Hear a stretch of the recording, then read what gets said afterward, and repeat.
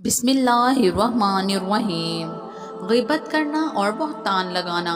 غیبت سے مراد یہ ہے کہ اپنے زندہ یا مردہ مسلمان بھائی کی عدم موجودگی میں اس کی پوشیدہ عیوب کو جن کا دوسروں کے سامنے ظاہر ہونا اسے ناپسند ہو، اس کی برائی کے طور پر ذکر کیا جائے، اور اگر وہ بات اس میں موجود ہی نہ ہو تو اسے بہتان کہتے ہیں۔ مثلاً مجھے بے وقوف بنا رہا تھا، اس کی نیت خراب ہے، ڈرامے باز ہے، وغیرہ وغیرہ۔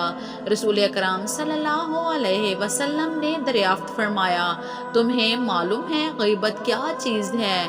لوگوں نے عرض کی، اللہ اور رسول عز و جل صلی اللہ علیہ وسلم کو اس کا بہتر علم ہے۔ ارشاد فرمایا، غیبت یہ ہے کہ تم اپنے بھائی کے بارے میں ایسی بات کہو جو اسے بری لگے۔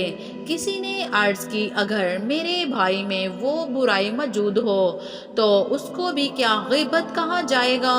ارشاد فرمایا، جو کچھ تم کہتے ہو اگر اس میں موجود ہو جب ہی تو غیبت ہے، اور اگر تم ایسی بات کہو جو اس میں موجود ہی نہ ہو تو یہ بہتان ہے۔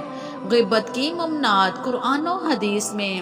غیبت اس قدر برا کام ہے کہ اسے اپنے مردہ بھائی کا گوشت کھانے سے تشبیہ دی گئی ہے۔ چنانچہ قرآن مجید میں اللہ پاک نے ارشاد فرمایا، ترجمہ کنز ایمان، اور ایک دوسرے کی غیبت نہ کرو۔ کیا تم میں کوئی یہ پسند رکھے گا کہ اپنے مرے ہوئے بھائی کا گوشت کھائے؟ تو یہ تمہیں گوارا نہ ہوگا۔ افسوس افسوس افسوس سات افسوس! آج مسلمان عالم کی اکثریت زبان کی اس آفت میں مبتلا ہے۔ شاید ہی کوئی مجلس اس گناہ کے ارتکاب سے خالی ہوتی ہو۔ محض وقت گزاری کی خاطر کسی غائب شخص کو ہدف بنا کر اس کی خوب غیبت کی جاتی ہے۔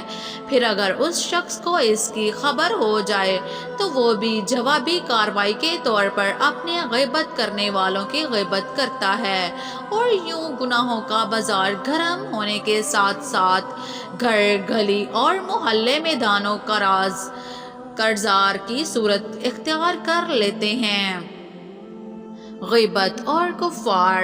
سب سے تشویشناک پہلو یہ ہے کہ بعض اوقات غیبت کرنے کے باوجود اسے غیبت تسلیم کرنے سے بھی انکار کر دیا جاتا ہے، جسے علماء کرام نے کفار قرار دیا ہے۔ چنانچہ مولانا امجد علی اعظمی علیہ رحمۃ اللہ بہار سے شریعت حصہ 16 صفحہ 646 پر نقل فرماتے ہیں کہ ایک شخص غیبت کر رہا ہے، اس سے کہا گیا کہ غیبت نہ کرو۔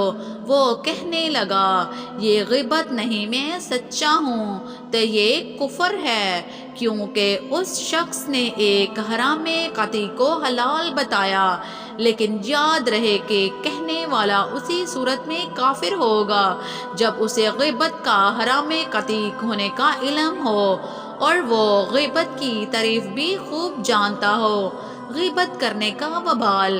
غیبت کرنے والے کا آخرت میں اپنی زبان کی بے احتیاطی کا وبال بھگتنا پڑے گا، جیسا کہ نمبر 1 سرکار دو عالم صلی اللہ علیہ وسلم نے ارشاد فرمایا، میں نے معراج کی رات میں لوگوں کو اس حال میں دیکھا کہ وہ جہنم میں اپنے ناخنوں سے اپنے چہروں کو نوچ رہے ہیں۔ میں نے حضرت جبریل علیہ السلام سے پوچھا، یہ کون لوگ ہیں؟ تو انہوں نے بتایا، یہ وہ لوگ ہیں جو دنیا میں لوگوں کی غیبت اور آبرو ریزی کیا کرتے تھے۔ نمبر 2 حضرت سیدنا ابو امامہ رضی اللہ عنہ سے روایت ہے کہ سرکار مدینہ صلی اللہ علیہ وسلم نے فرمایا، قیامت کے دن ایک شخص کو اس کا نامہ اعمال پڑھانے کے لیے دیا جائے گا۔ وہ اسے دیکھ کر کہے گا، اے میرے رب، میری فلاں فلاں نیکیاں کہاں ہیں جو میں نے کی تھیں؟ رب تعالیٰ فرمائے گا کہ لوگوں کی غیبت کرنے کی وجہ سے میں نے تیرے نامہ اعمال سے وہ نیکیاں مٹا دی ہیں۔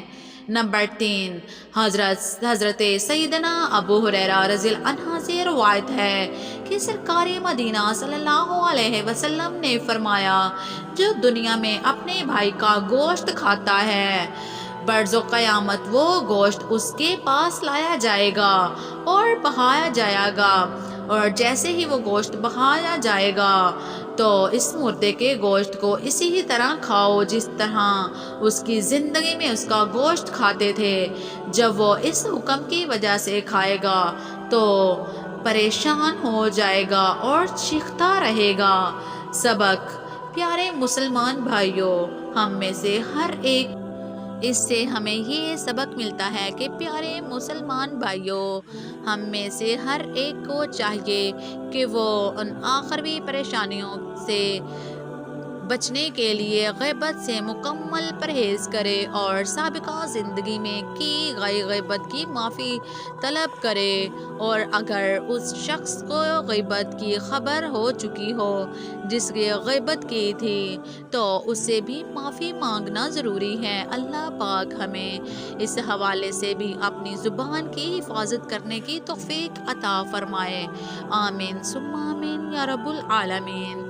اگر آپ کو میری ویڈیو پسند آئے تو ویڈیو کو لائک کرنا نہ بھولیے گا۔ اگر آپ میرے چینل پر نئے ہیں تو میرے چینل کو سبسکرائب کریں اور ساتھ میں دیے گئے بیل آئیکن کو پریس کریں تاکہ ہر آنے والی نوٹیفیکیشن آپ کو مل سکے۔ ملتے ہیں اگلی ویڈیو میں، تب تک کے لیے اللہ حافظ۔